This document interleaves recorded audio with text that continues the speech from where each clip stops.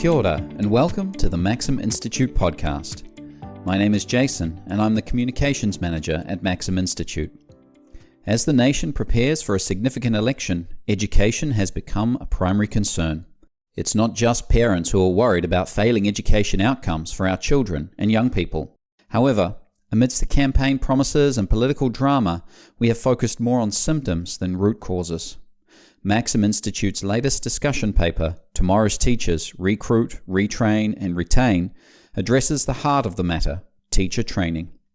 On the podcast today, we talk to the paper's author, Maryanne Spurdle, about why she has chosen to dig into this issue, what she discovered, and how we can help recruit, train and retain our teachers for the betterment of our children and our nation. Maryanne, welcome to the podcast. Great to have you. Hi, Jason. We are talking about your paper that is being released this week, Teacher Training and Supply. We're looking at doing 3 of these papers over the next month or so. This is the first one. We're looking at education. Why particularly this topic, teacher training and supply? Mainly because teachers are the core of education. Yeah. Other things, you want the quality in everything to be fantastic. Yeah. But the single biggest factor in whether or not a kid gets a good education is the teacher they have. Yeah. So the teachers you have throughout your education really shape you like nothing else. Yeah. I definitely remember several of my teachers who were not very good and several who were standout. Yeah. And Yes. so I know what you mean. Like you remember those teachers and they have a big impact, not just on your learning, but like you say, on who you are going forward. So you delved into this issue, teacher supply, training. We've had a few strikes and pay disputes and things like that. What did you find? What were some of the issues that you found as you delved in? Some of them were obvious. We know we've got a shortage of teachers. Yeah. We know that there's a crisis in attracting them. Yeah. The pay deal, a bit too late, but it helped bring salaries back in line with professional salaries. But we've got people leaving teaching to go to other professions at a higher rate than ever before. So it didn't actually slow down the whole... Well, we'll see what it does going forward because that's only just kicked in. Yeah. But at the moment, so in secondary schools, the average number of New Zealand trained applicants for a position is 1.55. Wow. And the previous low, just quite recently, was 3, which meant the average position you'd have 3 people to choose from. Yeah.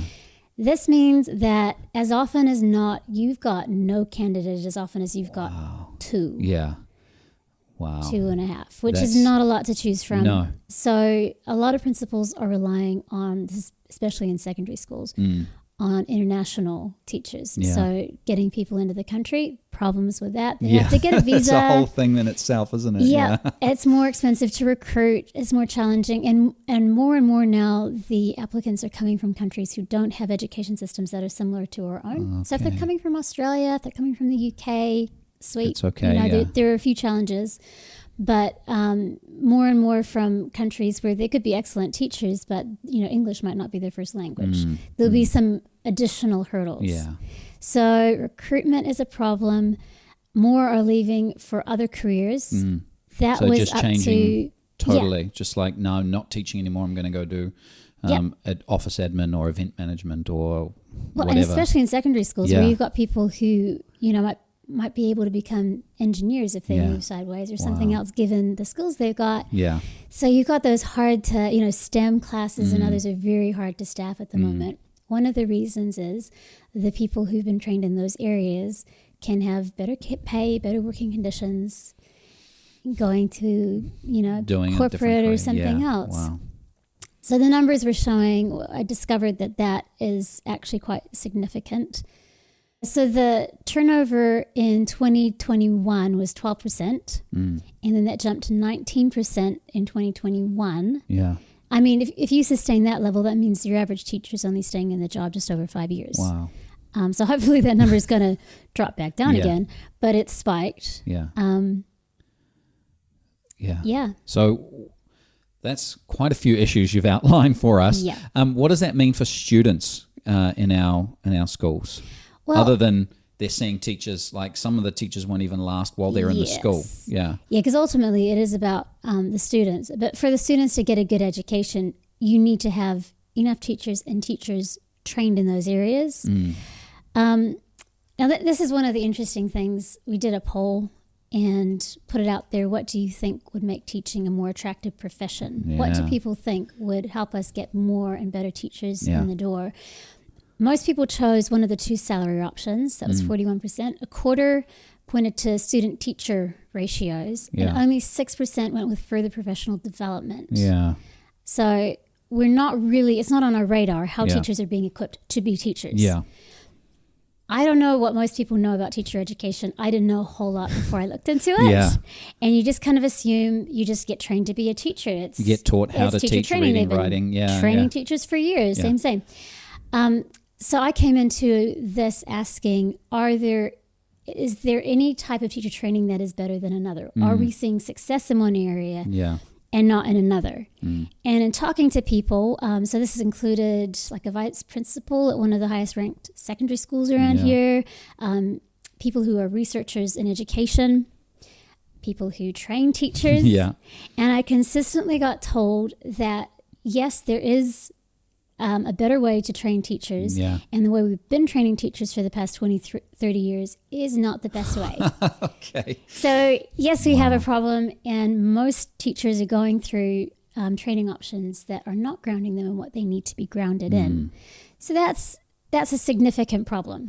Especially because this comes after 20, 30 years of heading in one direction that it turns out was a bit of a failed experiment.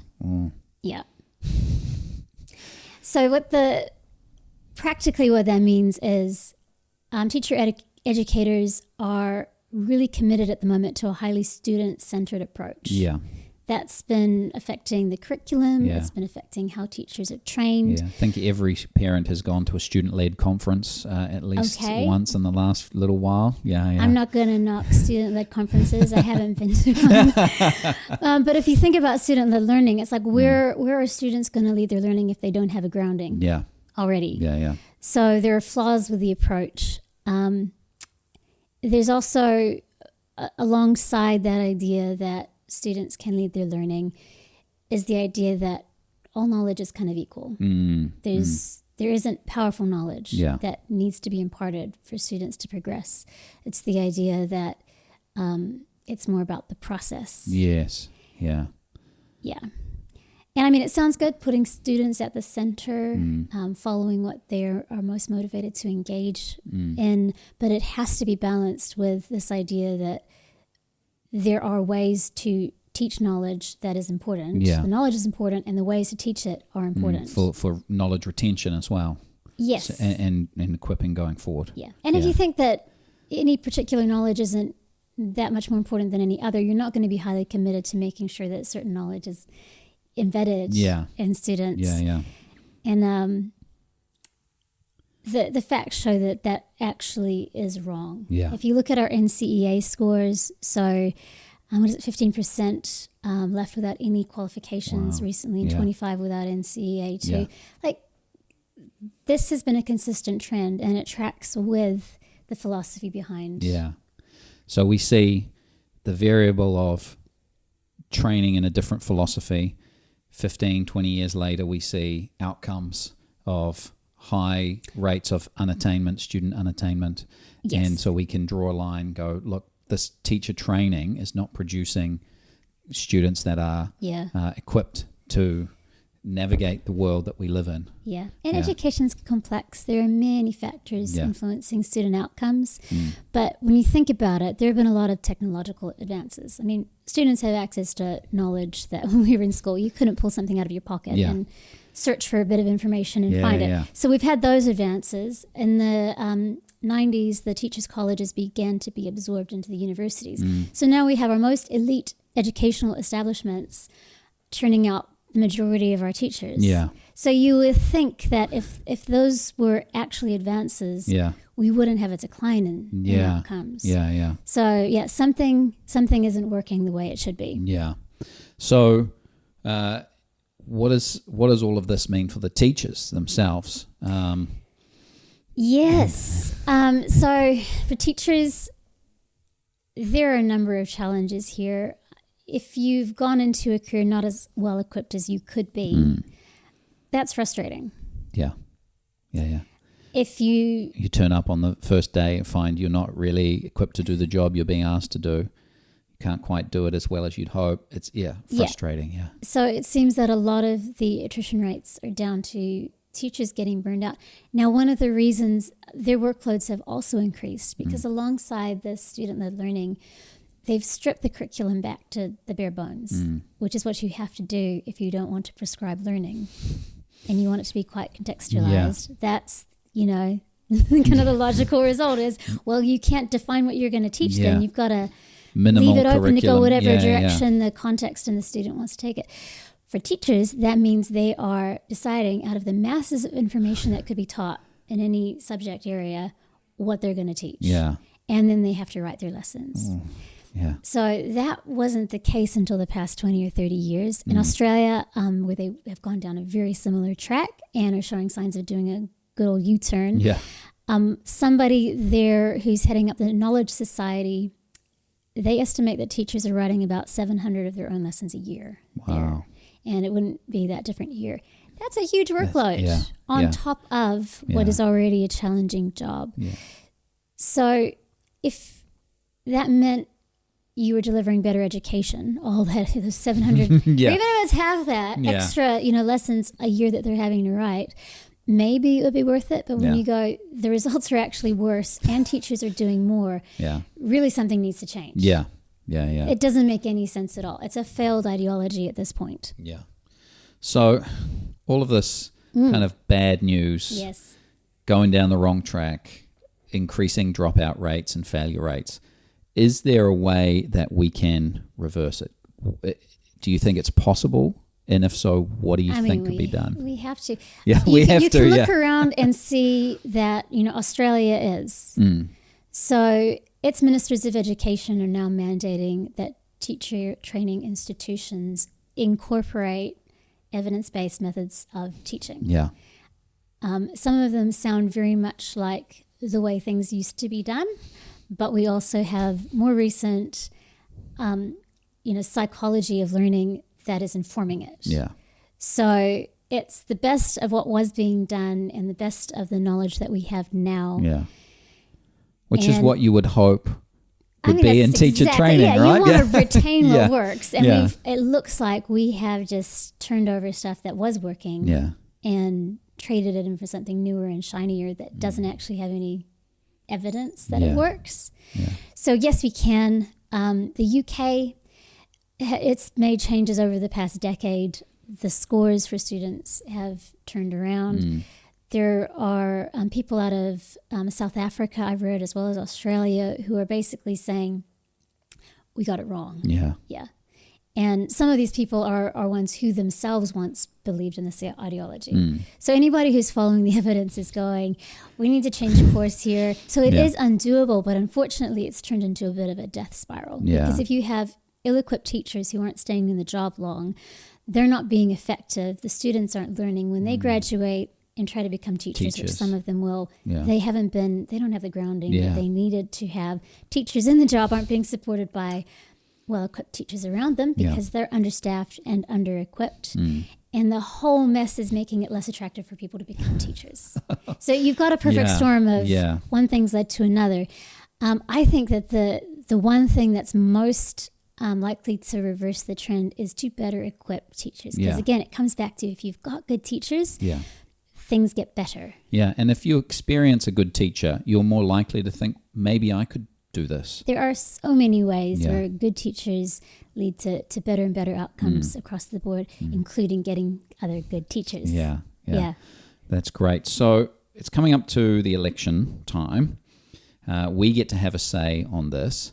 There hasn't been a whole bunch of great education, visionary, evidence-based policies, but this really should be a conversation, which is why we're doing this. These papers that we're releasing. What else can we do to help? What can we do at the election? What can we do coming up to it? I wish there was a party that had come up with a fabulous policy that directly spoke about teacher education. Yeah. And none of them have. Just say, so I can't go like this party's nailed it. You have both National and Labour who have identified kind of the obvious. This is not any news. Literacy and numeracy need support. Yeah. I think that the reason it needs support is because teachers aren't being well equipped. Yeah. And, we've spoken previously about the experience in Canberra of retraining those teachers, and the students who were underachieving in reading went from 42% to 4% in 3 years. In 3 years, that's massive, I mean, if that doesn't tell you that upskilling teachers or training them and well that was that was just from retraining teachers, right? Yes, 1,500 teachers over 3 years, and that was a massive difference in literacy, which is core fundamental thing. Yeah. National and Labour are talking about how it should be taught in schools or how much it should be taught in schools. And it really begs the question, why was it not already being taught well or being taught that much?